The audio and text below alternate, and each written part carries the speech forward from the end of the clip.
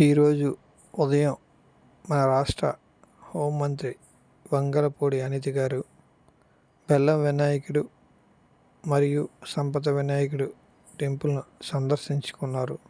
దర్శనం చేసుకొని ప్రత్యేక పూజల్లో పాల్గొన్నారు.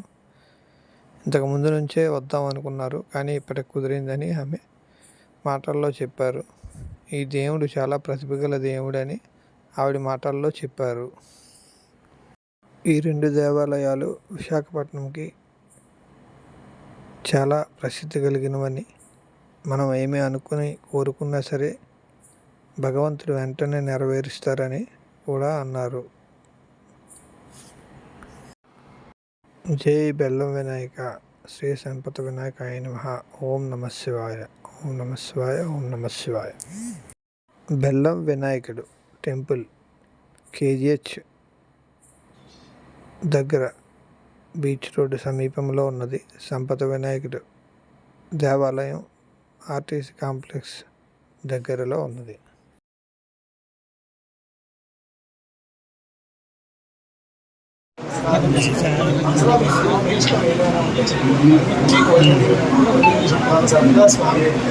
ఇష్టమైనది భక్తులకు ఇష్టమైన ఆయన ఇస్తున్నాడు కాబట్టి ఆయనకి ఇష్టమైన బెల్లమే నివేదించడం పూర్వం నుంచి వస్తుంది. అందుకని స్వామివారిని బెల్లం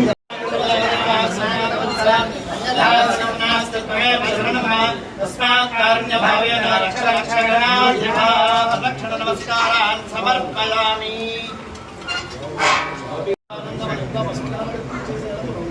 ఏ పదార్థం లేకుండా సులభంగా ఆ పెట్టిన ప్రసాదాన్ని సులభంగా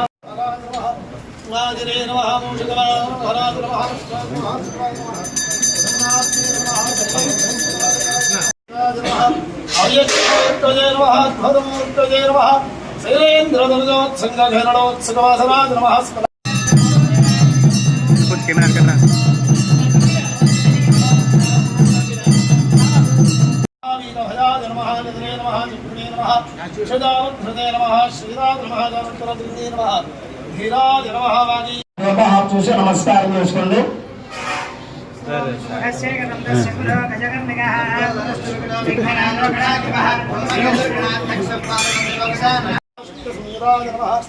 నంబోదరాజ నమః, సూర్యనాథ నమః, బ్రహ్మణే నమః, సమాజ నమః, కాళాజ నమః, గ్రహవతయే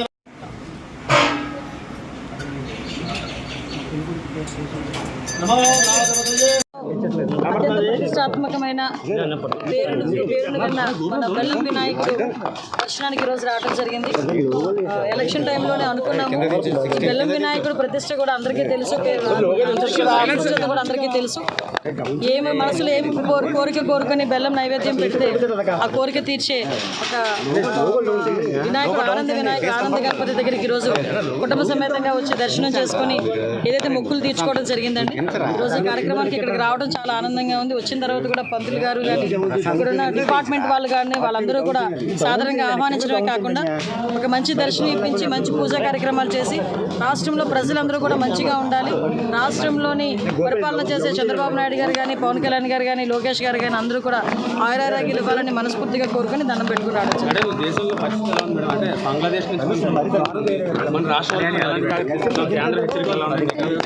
యాక్చువల్గా ఎవ్రీథింగ్ ఈజ్ స్ట్రీమ్ లైన్లో ఉందండి. ఇబ్బంది ఏమీ లేదు. ఎక్కడ కూడా ఎటువంటి ఇబ్బంది కలగకుండా ఇంటెలిజెన్స్ వర్గాలన్నీ కూడా ఎప్పటికప్పుడు ఇన్ఫర్మేషన్ పాస్ ఆన్ చేసుకుంటున్నాయి. ఎక్కడ ప్రజలకు ఎటువంటి ఇబ్బంది లేదు. దాని గురించి అయితే భయపడాల్సిన అవసరం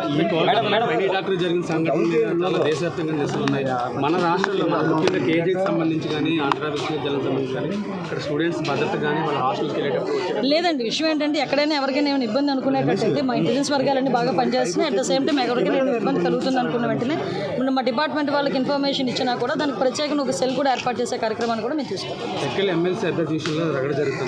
ఇంకా ఆవిడ గురించి విషయం ఏంటంటే నేను ఒకటి మాట్లాడతాను. ఎమ్మెల్సీ అనేసరికి అది పెద్దల సభ, గౌరవ సభ. పెద్దల సభకి పంపించేటప్పుడు కొంచెం కనీసం వాళ్ళ తాలూకా నైతికత, వాళ్ళ విలువలు, అట్ ద సేమ్ టైం వాళ్ళ తాలూకా క్యారెక్టర్ ఇవన్నీ కూడా ఆలోచన చేసుకోవాలి. ఆలోచన చేసుకోకపోవడం వల్ల వచ్చి ఇవన్నీ కూడా ఇలాంటి కార్యక్రమాలన్నీ.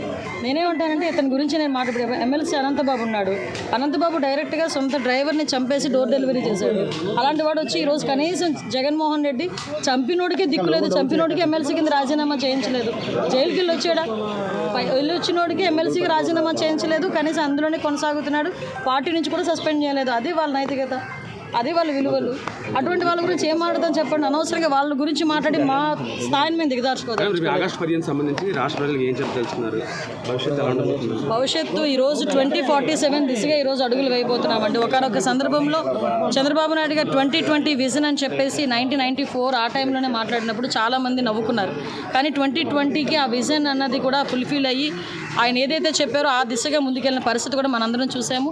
హైదరాబాద్ లాంటి సిటీలనే అది ప్రపంచంలోనే ఉన్నతమైన సిటీ కింద క్రియేట్ చేసిన పరిస్థితి కానీ, ఐటీ హబ్గా క్రియేట్ చేసిన పరిస్థితి కానీ మనందరం చూసాం. ఈరోజు గౌరవ చంద్రబాబు నాయుడు గారు ముఖ్యమంత్రి వర్యులు 2047 విజన్తో ఈరోజు ముందుకెళ్ళడమే కాకుండా 2047 విజన్కి ఏ రకంగా ముందుకెళ్లాలనేది కార్యాచరణ ప్రణాళిక కూడా ఈరోజు ముందు సిద్ధం చేసుకున్నాం. ఒకటి మాత్రం క్లియర్గా చెప్పగలనండి, చంద్రబాబు నాయుడు గారు, పవన్ కళ్యాణ్ గారు, లోకేష్ బాబు గారు వీళ్ళందరి ఆధ్వర్యంలో రాబోయే కాలంలో ఆంధ్రప్రదేశ్కి మంచి రోజులు వచ్చినాయి, మంచి రోజులు రాబోతున్నాయి. యువత కూడా మంచి భవిష్యత్తు గురించి ఈరోజు ఆశగా ఎదురు చూస్తుంది. అది ఫుల్ఫిల్ అవుతుంది.